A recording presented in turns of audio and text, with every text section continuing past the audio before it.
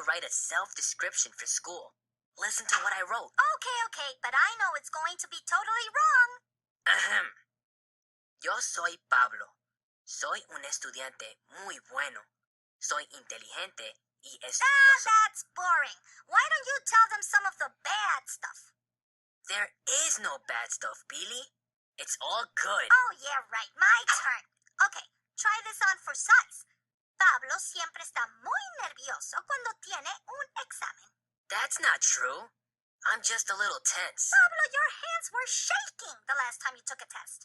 That was just from too much caffeine. Let me continue.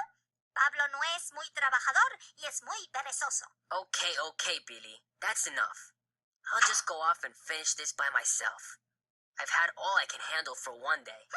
Pablo está enojado. But enough about Pablo. Let's talk about me. Billy es guapa, simpática, inteligente.